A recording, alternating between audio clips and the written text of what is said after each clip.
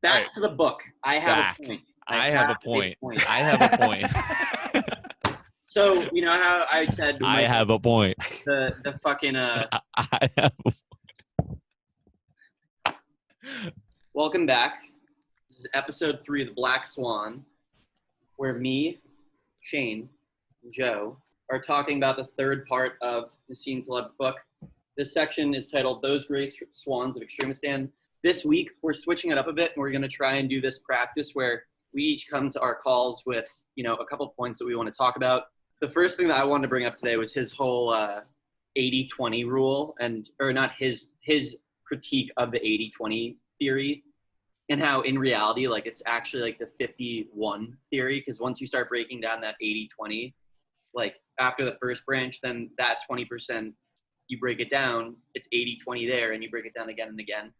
And basically you end up having like 50% of, 50% of the workforce, or 1% of people owning 50% of assets and stuff like that. I just thought it was a really interesting way to look at like the 80-20 theory that people so often talk about, but he just kind of brings something more interesting to the table about it, of like, it's actually even more flawed than, or not flawed, but it's more skewed than 80-20. It really says, you got to look past that first like derivative, the same way that we've been talking about other, other things in that light. Like it's looking at like the second and third causalities of it. Yeah, and it gets infinitely smaller, but those infinitely smaller percents accumulate to the grand, like total or event or whatever the hell you're gonna, it's in regards to. So it's like if you have 20% of that 100, basically doing the work or equaling or whatever that 80 is going to be, then you take that one,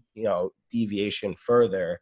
That's going to be 20% of that 20. So it's like 4 is causing not that 80, but whatever 80% of 80 is. Exactly. And so, they're I guess they still stay within that ratio, but it becomes so much smaller, but still takes up such a huge part. Like going even just from the second deviation, now you have 4% or out of 100 making like 60 or 70% instead of 80-20, but still 4 to 60 is huge. You know what I mean?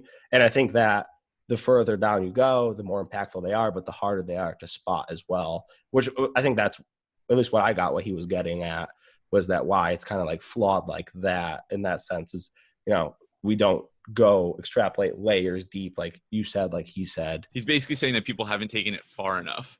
Like the implications of the 80-20 is like more important than just the 20% of people account for 80% of the results, or 20% of the inputs account for 80% of the results. Like it's even more important. Like at that level, it's like, okay, like cool, that makes sense. But if you're like, 1% of people account for 50% of the results, like it's so extreme. And then like you said, it's like you can keep going down. So you could go like 0.2% of people account for 40% of the results. Yeah. And you're like, okay, so the top 0.2, have 40% of the wealth essentially. So it's like when you go that extreme, you realize how like impactful this idea is.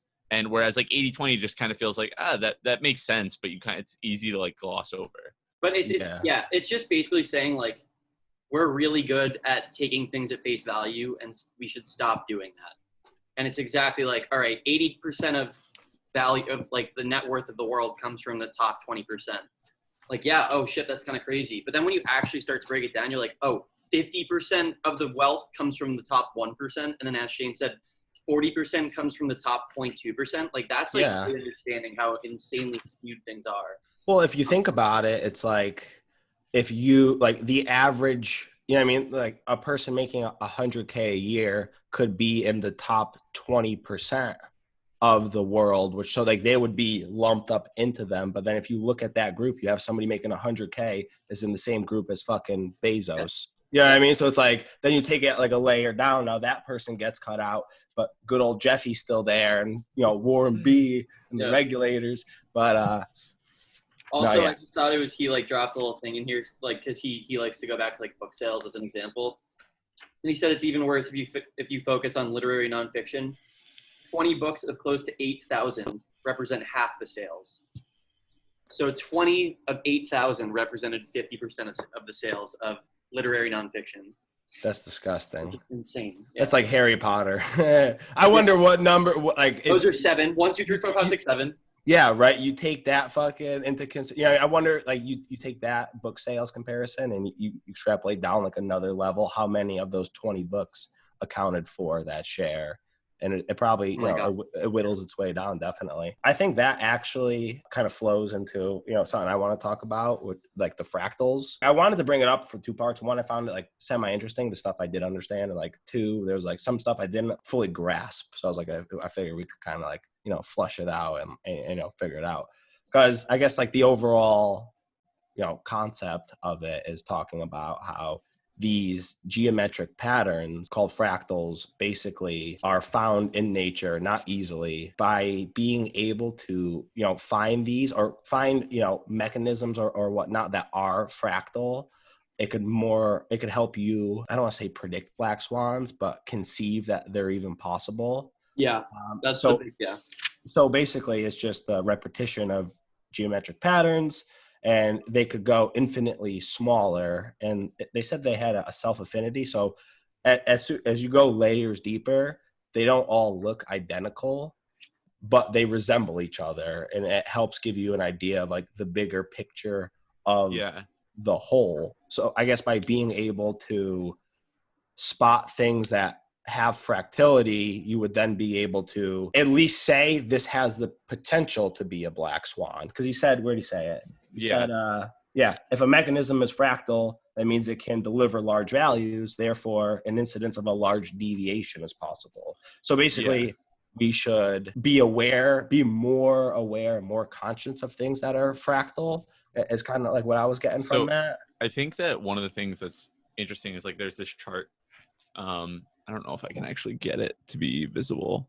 But that's where I started getting confused with the exponents and the power laws and shit. That was where like so with the exponent, he's saying that, when you think about this, the exponent is the measurement of like the impact, and like you don't know, like he's like, look, if this is the correct measured exponent, then these are the results that you get. Like where it says, an exponent of 1 is 99.99% share of the top 1%. An exponent of 1.1 is 66% of the top 1%. Wait. Already stop where you are. What I didn't understand, so I understood as it goes, I understand vertically. I don't understand what it means share of top 1% and share of top 20%. What is that referring to? Like that's so where I think have it's stuck. Like, is that talking about, so that would be like that, at least the way that I understood it, and it was hard for me to like go forward with 100% confidence. Let's just keep using the book example. Would saying like an exponent of 1.3 be that like J.K. Rowling would fall into that 30, like her book sales, since she falls into the top 1%, she would have 34% of like the market share or of like book sales in literary nonfiction.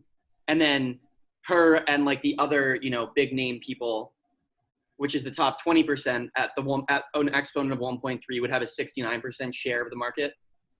Is that what that's saying? Like the difference of, you're saying the 80-20 versus the... I'm saying like, so it's like, no, it's like the top 1% being like literally like the, top 1% and the top 20%. And then the remainder is just everyone else. So it's like, we're looking at the 80-20, but we're only focused on the 20. Yeah. So like the top 1% is like the 80-20 of the 80-20 kind of. But this is kind of where I got stuck, is like, are we just saying that like the share of top 1% is saying when you have an exponent of 1, that both the top 1% and the top 20% own 99.99% of that like market share or percent of that net worth or percent of that book sales? Is that what that's saying? Because I just like, I don't know. Honestly, I don't know. That table fucked me up. The whole exponent section kind of, it just got me. Like I guess I understood what he was saying by like having this formula with your assumptions given like the exponent. It could kind of help show you what's going to be the most, not what, but like how many of what is going to be like the most impactful. But yeah, it just confused the shit out of me, man. And like that's why I was like hesitant on like doing the fractals. It's one of those things where it's like you feel it's there, and then like the importance of it, but then I just got lost. So I think the point is that the exponent is essentially what you're trying to measure. And you're saying, look, if you try to guess these events and you try to estimate, like model out the exponent, which is like the degree to which like how large this scale will actually get, like you could be off by 0.1, and it could be the difference between 66% and 47%, you know, which is like huge. Like it could be the difference between 99.99% and 66%. So it's like every little miscalculation in trying to, like, that's what I get from it, is that like, and this is something that I'm going to bring up later when it, for like the first topic that I want to talk about, but we'll get to there, is like how these like little measurement issues can lead to massive misses, essentially. Yeah. Or also on the reverse spectrum, it's like these little measurement, or I guess there are massive misses, but it's like, in my mind, I'm looking at it, it's like, all right, like just like the book sale example, it's like whether this person's going to fall on the top 66% or the top 47%. But on like the reverse spectrum, I guess if you're talking about like risk, it's like, are you going to lose 66% of your portfolio or 47% of your portfolio off by a simple possible rounding error, you know? Yeah, exactly. So I think, and the way that he says it too is like those, they're all assumed exponents, right? Like they have no fucking idea. It's all like they're trying to make as good of a guess as they can. And like later in this chapter, he talks about, at least this kind of like put it into perspective for me of like how to understand his outlook on all of this, is like the proof is kind of in like the unknown. And it's with people ask him like, oh, what's the next black swan? And I feel like this is the whole point of the whole book, is he talks about like the Da Vinci Code being like the best-selling book of all time, and that sold 60 million copies. And he's like, we just have to assume that like with the Da Vinci Code, for every 3 of those, there's going to be a book that sells 200 million. And for every, 50 Da Vinci Codes, there's going to be a book that sells 500 million. And it's the understanding that like there is this super bestseller out there. We just don't know what it is yet. And like, that's kind of like using that like fractal methodology of like understanding the exponents and understanding like where like the degrees of, bigger bestsellers exists. And it's kind of like, he's not saying, I think at one point he says like that he's like ready to go back and make an edit about this book, about Google being the #1 search engine. Did you guys pick up on that? It was super brief. He was like, I'm ready to come back in like 15 years and edit this, like come out with a new version of this book, or I like strike through Google saying that that's the biggest search engine in the world. But it's also, it's like just the understanding of like, you don't know, the idea of fractals, at least to me, was like kind of accepting the unknown and accepting that like all we can do is put these exponents to it, and the exponents give us an understanding of like where these big outlier events can exist without directly stating it. Like that's all I could take from this chapter, because I was just like, what the fuck is a fractal? No, I think, the biggest thing for me was just the fact that we can't, like, it's just going back to the fact, like, showing how we can't predict these things. Like, you can have all of this data and try and compute this exponent value, and you could be off by 0.1 with, like, some little, like, you and your partner could each be, like, 0.1 off, and, like, you're like, who do we go with? And it's like, well, yours means that it's going to be, like, 400x, and this means it's going to be 120x. Like, that's so different trying to model reality based off of that. Well, also, so for anyone who didn't read this specific, or who didn't read it all, this specific chapter was prefaced with, skip this if you don't want to get into like the nitty gritty of math behind like the Gaussian curve and like what he said, like skip chapter 16 and 17 because it like really gets into the nitty gritty. But at the same time, I feel like they were the 2 most important chapters, because at one point, and this is like, I wrote it at the end of that chapter saying like, this at least for me was the point of the book. He says something like, if it's known that a biotech can deliver a mega blockbuster drug bigger than we've had so far, then it won't be a black swan, because the knowledge exists. So you can't know, it's not a black swan because you can't know what a black swan is. Therefore, like a black swan is unknown. If you know the unknown, then it's not unknown. Sorry, that sounds fucking crazy, but like, so if it can be understood and known, then it can't be a black swan. A black swan is simply, and he says it here, is a black swan is about unknown unknowns. That's like, that is it. Which is why he's saying what the black swan, the gray swans, because like the things that you can estimate with these like fractal like exponents, like when you can actually try to get an idea of things, those are like, you turn some swans gray because you're like, okay, we could take the most extreme example of this and like try and understand that as long as you know something is fractal or something is scalable, then you know you're in extremistan. Like that's all you need to know. I was like gonna say, he was saying like basically that's just like all he was like, as long as we knew we were in extremistan, then we could operate based on principles. But like we had to know first. It's which you use, like whether it's the Gaussian what's it called? Bell curve, or like understanding if it's like, okay, now we're in the territory of fractals and like we really, now we're in extremistan, exactly what Shane said. To Shane's point, it is a great way of seeing what is mediocre stand versus extreme stand. When you see it like that and like the scalability, like just taking the weight example, it's like you could see that. And no matter, I don't want to delve like, too much into like the exponent stuff, because I don't even think it would work like that, because nobody's going to be able to take up, if you have, 1,000 pounds of human, nobody's going to be able to take up 1% of, or 99% of that. It's just, it's not scalable in that regard. So it's automatically in mediocre stand. And you don't necessarily, I don't want to say you don't necessarily, because I feel like it's a trap and he's like, look, like you're a stupid ass, but it's like, you don't have to worry about that being a black swan event. Like it's probably a lower likelihood, if ever, that a black swan event is going to come out of that weight example, compared to something where you can say like the book example, like the 200 million copies you were saying. At least it's in the realm of possibility now, which is and not only like, I just thought that was so cool. Yeah, because he used like height and wealth. It was like, all right, we know that there's 14 feet of two people, and we have 14 feet of height. You would assume that both people are probably 7 feet tall, because it's unlikely that someone is 9 feet and someone is 5 feet. Yeah. Right? And then, but if you had two people and you said that their net worth or their income is $1 million, it's more likely that it's going to be 950,000 and 50,000 than it will be 500,000 and 500,000. And it's also just the fact that can exist, that that extreme of a difference can exist. And I thought it's almost more likely it'll be like 990 and 10. Yeah, exactly. Like if you take the world into account. But it's like, it's when he gives those examples that I'm just like, okay, this overarching thing that you were saying that sounded like gibberish to me, now I get it. Like, we need the second grade level examples. Yeah, it does help.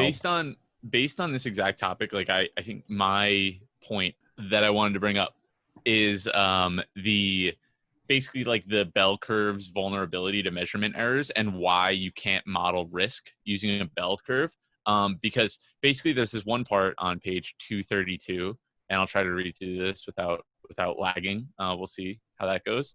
But it says that, there's this star. It's a little like what is it called? The bottom of the page. I don't know why. I have the same thing. Asterisks. Yeah, where it's like the one most misunderstood. Yeah.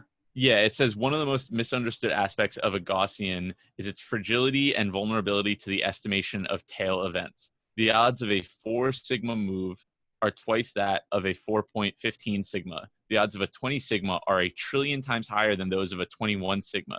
It means that a small measurement error of the sigma will lead to a massive underestimation of the probability. We can be 1 trillion times wrong about some events. Just so like, okay. A sigma is 1 standard deviation. So 4 standard deviations, which is the term he hates, just saying. Yeah, so like if you're estimating using a bell curve, you're like, okay, this 1 sigma, this 1 standard deviation away is 3, what did it say? 3 trillion times less likely. Yeah, 1 trillion times higher, 1 trillion times lower probability event. So you're like, oh, that is going from here, like it being a $100 billion issue to a $1 trillion issue or whatever, like is $1 trillion, like it's just, if you miss like under, I guess basically saying that if you miscalculate that sigma, and small measurement errors can lead to like complete just blow up of your model. Like you think it's 3 trillion times, but in reality, it's actually only 100 million.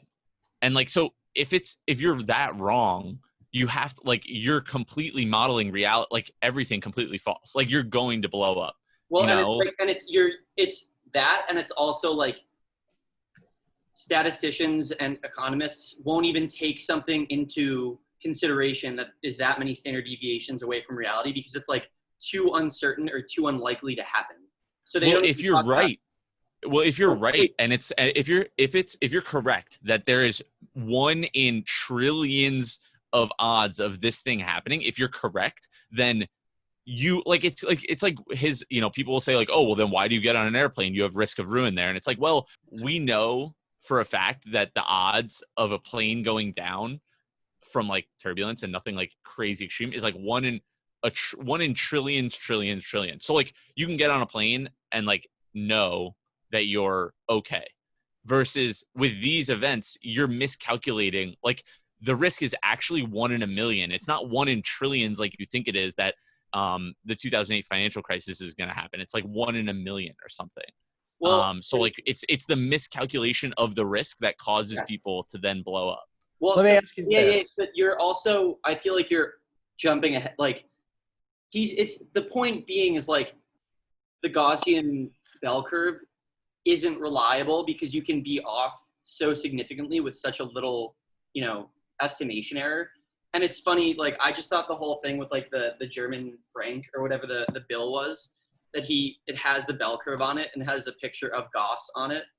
And he said the striking irony here is that the last possible object that can be linked to the German currency is precisely such a curve, the Reichsmark, as it was called previously, went from 4 per dollar to 4 trillion per dollar in the space of a few years during the 1920s. And it's like that is like a little calculation error and like an understanding that couldn't exist in terms of like the Gaussian bell curve, because it would be deemed impossible. It would be deemed so unlikely. And like that's why it's an extremist stand. Like any of these social things lie in extremist stand and not mediocre stand.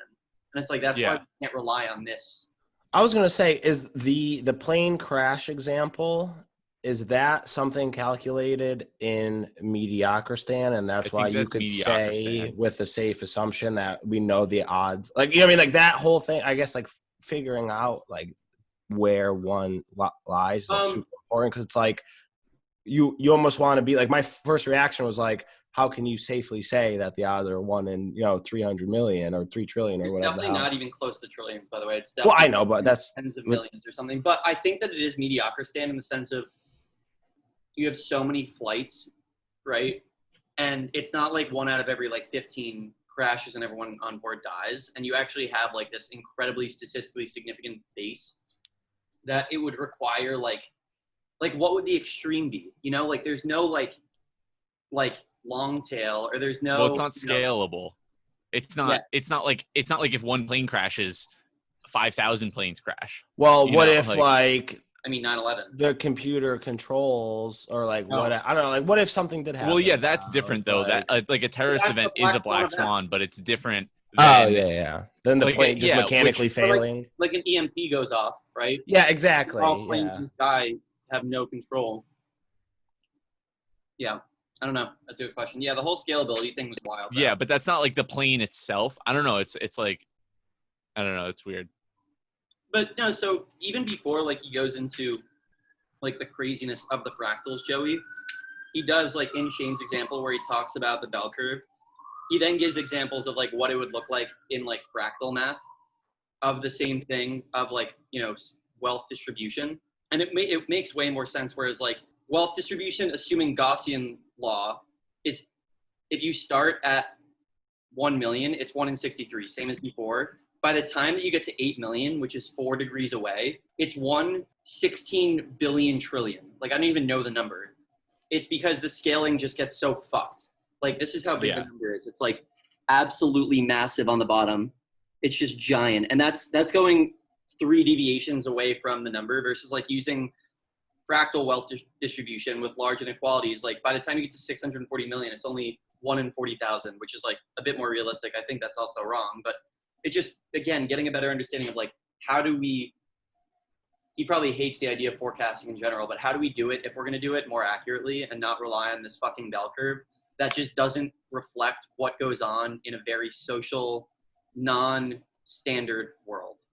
So Yeah. because I have one that I was a bit confused with, like what a long tail is and what it actually means in terms of like balancing out the top 1%. So the one thing that I have here is it says the long tail implies the small guys collectively should control a large segment of culture and commerce thanks to the niches and subspecialties that can now survive thanks to the internet. Oh. So it's basically saying like how on one end of things, so you have like all the big guys and you have a lot of small guys who can actually compete with the big guys for market share. Well, they make up more of the market share. So all of the small guys, so it's like Amazon is a platform where Amazon itself makes X amount of dollars, but all of the sellers on Amazon combined, all of the independent sellers on Amazon make more money than Amazon does. Like combine all those independent sellers, there's more money being made by them than Amazon itself. So it's like you have this very long tail of smaller people making up a bigger proportion than the bigger guys, essentially. Like think of like, it was so like weird, but like think of like a sperm, how it looks, you know? And it's like if you plot it out, you'll have like a giant, massive group here, but the tail, I guess, you know, goes on for a very long time. Accumulatively, that would be greater than the. So I guess that makes sense to me. And he was saying it's fucked up because like the bank industry doesn't have, like finance doesn't have the long tail. Like there is no long tail in finance. And like that, he goes into this whole thing of like, you know, if Amazon fails, it's fine because you have this incredibly in-depth like group of people who are still selling and creating products. Whereas like if the banks fail, there isn't this long tail of smaller, like, you know, the small guys who can hold the market up. So like when one of these big banks fail, since they're all like fucking tied together in crazy ways now through debts and owing each other and all these crazy things, they all fail. And there is no like long tail to make up for it. But this kind of like, you're basically leading into my second topic. Like your point is essentially that you just made is the second topic that I wanted to bring up, which is, you know, how globalization and specialization are kind of like naive economic ideas, and specifically how like what you're talking about, the specialization and also just globalization in general, where, you know, this is something we talked about in Sapiens and Guns, Germs, and Steel, where having large scale farms creates more fragility and the potential for widespread disaster, because if there's one blight, like if there's one issue at one farm, it could wipe out the food supply for 40% of the world. And that's where you're talking about banks, where there used to be thousands of small banks, but now we're, you know, essentially specializing and having 5 massive banks. And so if one of those banks fail, 20% of the money in the world is like at risk. So like that's a completely different problem, and how like essentially we're creating more fragility the more we expand and specialize in that way. So how do you protect against it though? Like so if we know that, then is it better to have the country and the world propped up on like our local, like keep everything like pretty localized, like keep it small, like, you know what I mean? Like win small, but lose small, like type of shit. Basically how there's like irony in like our world not being socialist when we're in a, I forget his phrasing, but I thought it was really cool. Well, while you find that, don't you feel like to some regards, like if you keep everything small and local, like we have, I guess, like economies of scale that we do have like advantages of, not even just in like, you know, purchasing prices and whatnot, but like that type of shit. Well, I think it's just the naive, like it's almost like with a point that I want to bring up is that's kind of like a naive way of looking at the world, is like, oh, we're more profitable. It's kind of like the idea of, you know, we could, like, we got into this long argument about the whole 1970s thing, but it's like, we could, you know, it would be great if we had robots doing everything, but then nobody would have any jobs. And like, is that really great? You know what I mean? Like, it's just such a like, oh, productivity and profit as the highest ideal. But is that actually is that really optimal? You know what I mean? Like, is that truly optimal, or is the widespread chaos of nobody having employment opportunities and massive inequality actually worse? Well, Joey, so I think to answer your exact question is like, why do we keep going closer to this and why don't we have like localized banks and not all these conglomerates, is the idea, and it's like, it's exactly what Shane is saying, like that people, like everyone is naive in the thought of, okay, well, when we have these fewer banks, we have fewer crises. Like there's going to be fewer failures, but people aren't thinking of the, like what that means, that when there's these fewer failures, they are going to be like astronomical. So like, while we think we're being risk averse by making these massive conglomerates, the idea is like, yes, we're being risk averse from this like very overarching level. But when you actually look down at like the digressions that he likes to look down, like now we're not talking about like the first and second degree order. We're talking about like the 13th degree order that when you're looking at the bell curve is impossible. But when you look at it like from a fractal standpoint, like it exists. The likelihood exists. You have to map out like what the reality of that is. It can happen. That's the danger, is that like there's a little quote here in one of the footnotes that he says, the government-sponsored institution Fannie Mae, when I look at their risks, seems to be sitting on a barrel of dynamite, vulnerable to the slightest hiccup. But not to worry, their large staff of scientists deemed these events, quote unquote, unlikely. So it's like the types of risks that, you know, all these massive institutions are taking, they're saying they're so risk averse and risk free, but it's because they look at the world from like a bell curve perspective, in the sense of, oh, a black swan won't happen. Like something big enough can't happen to unhinge this like super safe world that we created.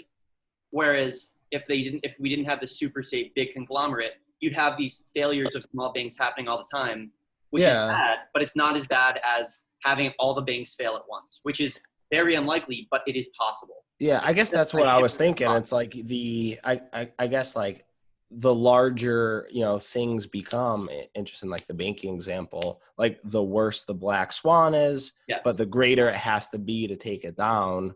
Whereas with a local, let's just say for like an example, if we have a town, a small town, 100,000 people, Watertown, Connecticut, it's like, and we rely on like a local bank, I feel like losing power for a week could be, you know, as detrimental to that town as a financial collapse would be to the country. You know, so it's like it's what is better. I think that then? it's over. I think it's like you're basically trying to estimate how likely a black swan of any magnitude is, which is basically what he's saying is something we can't do. Like the likelihood that a black swan that will impact a local bank and a big bank are just as likely, because we can't know which is actually more likely. You can't say, oh, it's smaller, so it's like more likely. It's almost like you can't. It's still completely random, so we have no clue. You know, like we can't estimate that. You know.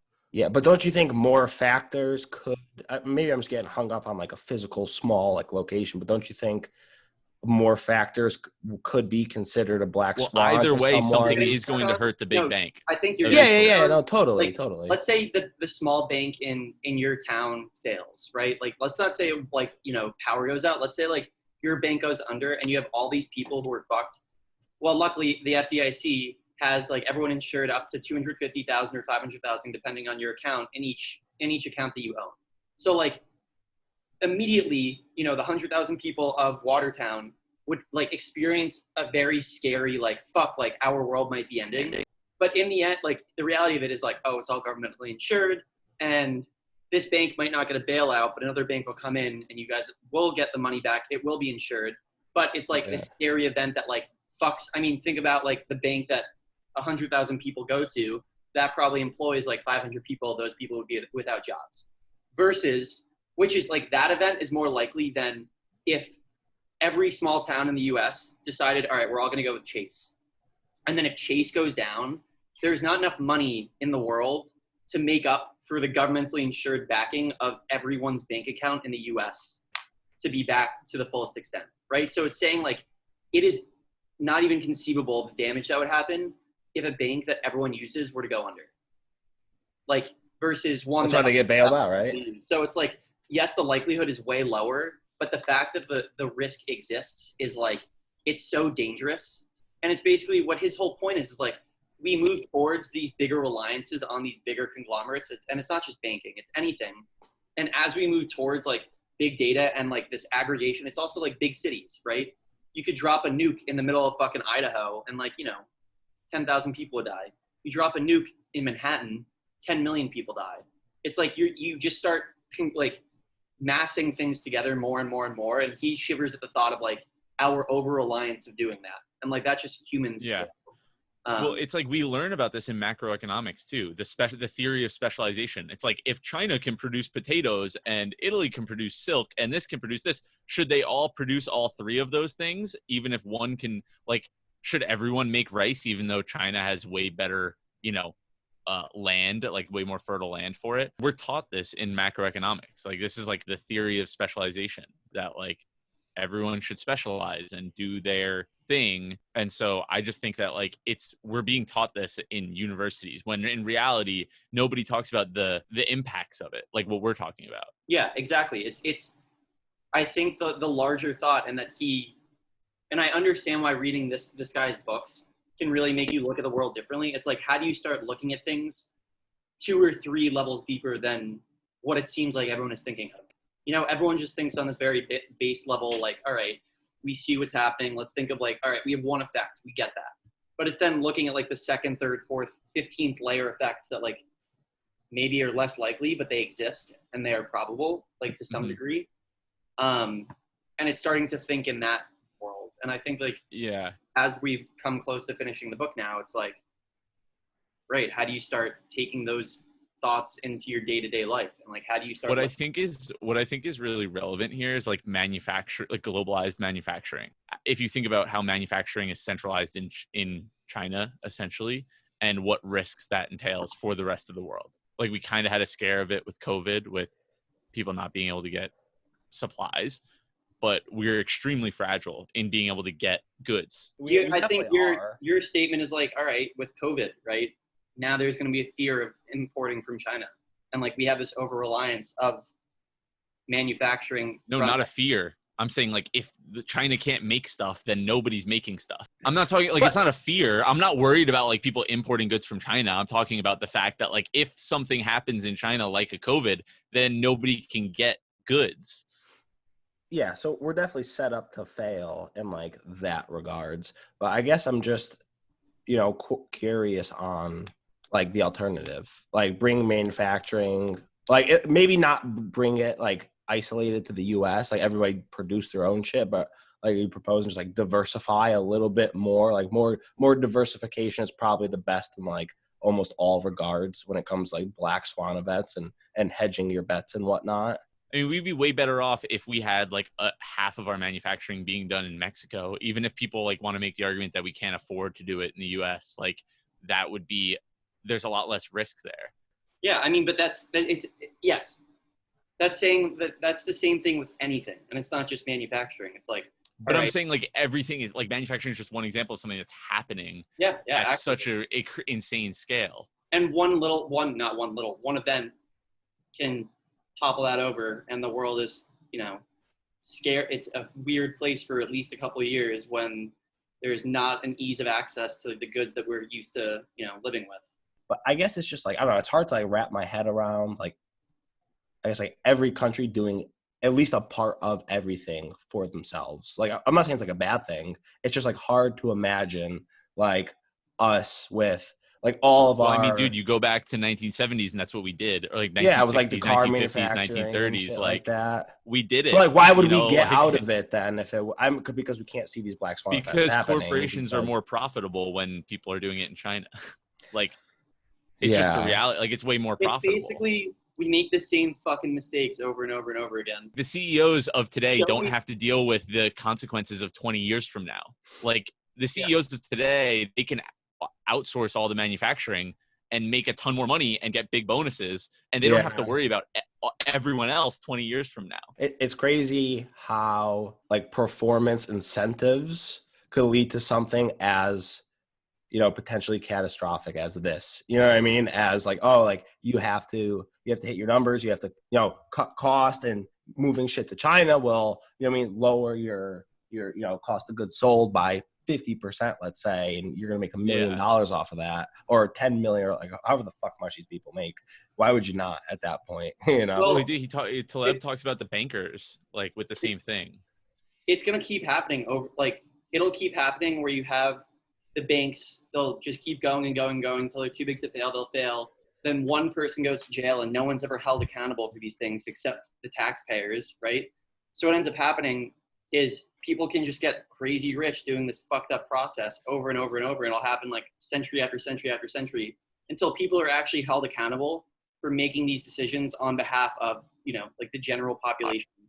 Yeah, I wish he had some examples of like Like the after instances that like learned from like some that haven't. Like it's always like in the moment, like the present day, whatever that was, Black Swan event, but it's never like the aftermath, and it's never like how you could like better. I mean, like in our example, okay, we understand that globalization specialization is a very fragile thing to do. Then it's like, and this China thing, like maybe you label it as Black Swan, you know what I mean?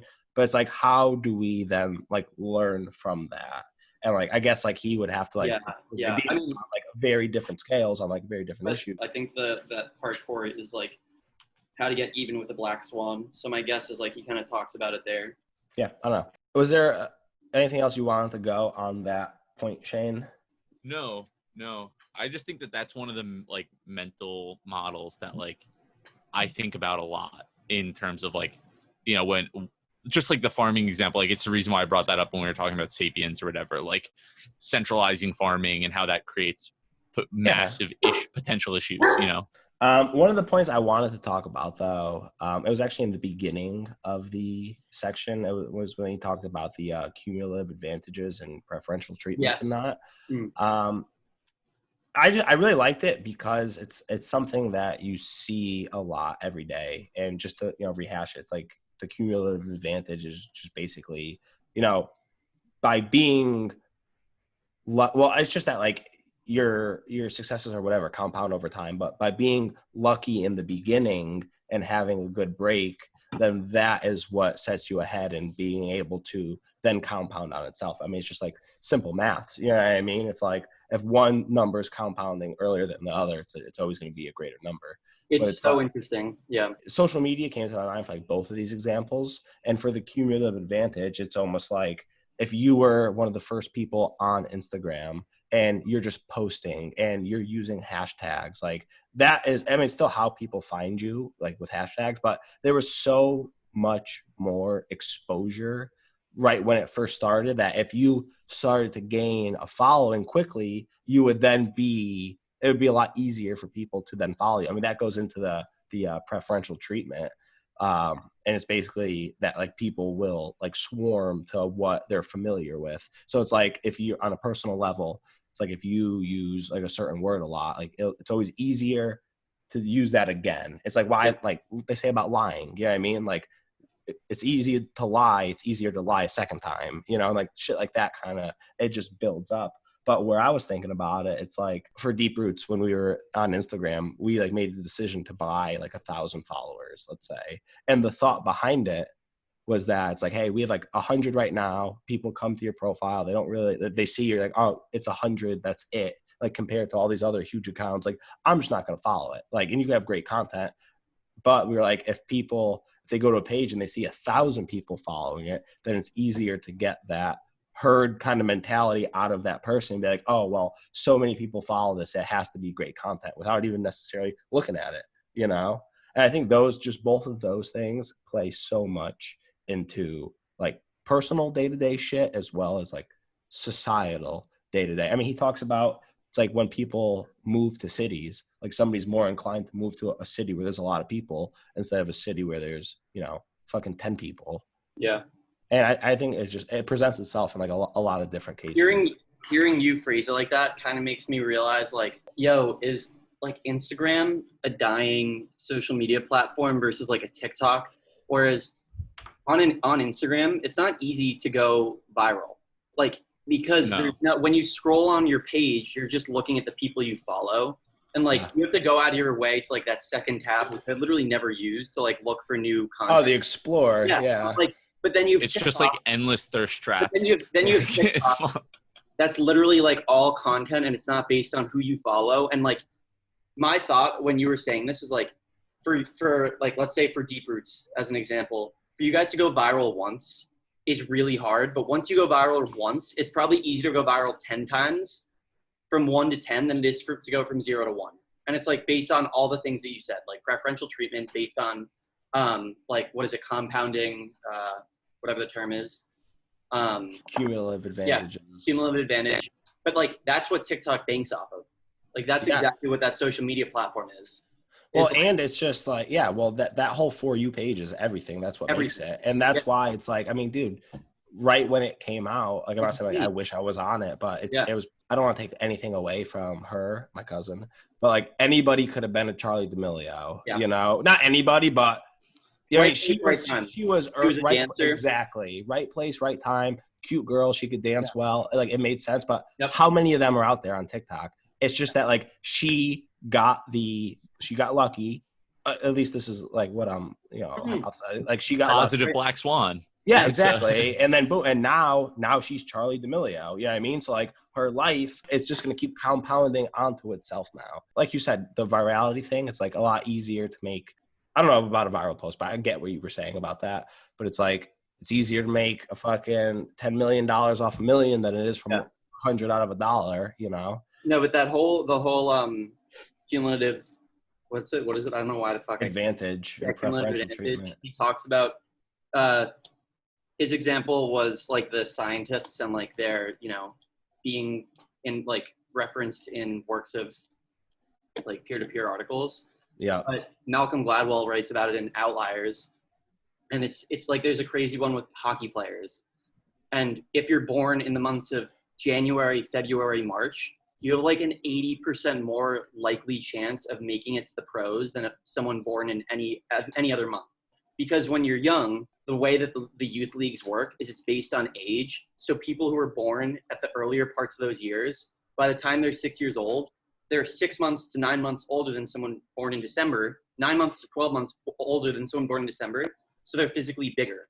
Yeah. And in hockey, physical size is so important. So then those kids get to the better teams at 6 years old. Then at 8, they have 2 more years of experience over the kids who were born later. And then by the time they're 15. Well, also you get, by the time that they're 15, because they were put on a fast track early, they have 7 years of like more, you know, they were on like the travel team or they were on like they have 7 years of better exposed, you know, training just because at 6 years old, they were like 15 pounds heavier. Dude, think about it. It's the same thing with schooling. Like if it's why IQ is like the ability, like essentially the ability to pick things up faster. It doesn't mean you're going to go far, which was another thing from like Outliers. Like if you have a high IQ, you can learn things quickly, but you can't, it's not going to say that you're going to be successful long-term. But so by learning things quickly, you get that, like you get this positive feedback loop started of like, you're smart, you're good at math. You get put in the gifted program because you like picked up 2 plus 2 faster than the other kids. And they're like, you get put in the advanced classes. And then over a few years, that preferential treatment and the just being told, like just the positive feedback of like, you're so good at math, like being told that from the time you're 5 will make you more likely to do things with math, you know, like it's across like every, like childhood development. It's such like a weird thing that this really has such a major impact. Yeah. Well, you're just a sponge. Yeah, I mean, just like taking in everything. So it's like, however you're set up at that point is what's going to build off of it, you know? And I feel like something like that could go either way pretty quickly, depending on your circumstance. Dude, that's why you hold your kids back a year from preschool. I started school late. Me and Alana are the exact opposites because I'm November, she's December. So come August, my parents put her in when she was 4 turning 5. Where mostly everyone's 5 years old already at, you know, kindergarten, preschool, whatever the hell it was. And then when I went to school, they started me a year later. So I went in November, I turned 6. You know what I mean? So I was always one of the oldest in the classes and stuff like that. And I think like to a point, like your point was right. I mean, I think I was like at a younger age, more physically developed than like a lot of the other kids. But like that only goes so far because then like I guess like natural genetics just catches up. It's like your little head start sometimes isn't enough. Well, it has to be like it has to be picked. You have to like it has to be leaned on. You know what I mean? Like if you were pushed into like harder wrestling and like travel tournaments and shit like that, then it would have become more of a cumulative thing. But by not being like really pushed, I think like into that, then I think like it doesn't end up being that big of an advantage. Yeah. Well, you know what's kind of interesting? It's like my parents were very like open with like what I did as like a kid. Like you could play whatever sport you want, you can do whatever you want, but like you have to play sport, let's say. Like that was like their thing. You have to play sport and you can't quit it. So once you start, you got to fucking finish it, even if it's just for 1 year. And because of that, it's like I'm not saying like I don't think I have like genetically could be like a professional athlete, maybe a wrestler, you never know. But since I had like those options, I was always doing different shit. You know what I mean? Basketball, baseball, football, wrestling, lacrosse. And like having that, there was never a time to like build that base to then accumulate on. You know what I mean? Whereas if I was just at a young age, if either I had the drive to be like, I want to be a baseball player, and I did baseball from, second grade or whatever, T-ball till then, or my parents were like, you're going to play baseball. You know what I mean? Like then I feel like those opportunities start to arise, but without focus, there's nothing to compound on, really. Yeah, no, I agree. It's a good point. Well, thanks guys for tuning in. Well, this week. Yeah, next week we finish up Black Swan, and after that, Anti-Fragile. So super excited about it. And then, from the first section, I couldn't wait to get to Anti-Fragile because now that we know Black Swans are a thing, how susceptible we are to them, I think figuring out how to deal with them and potentially turning what could be a negative into a positive Black Swan would be, super beneficial. So yeah, let us know what you think. Follow us on Twitter, Books, Beer, Banter. Subscribe, leave a comment, talk to us in the comments. We're always about that. And we'll talk to you next week. All right.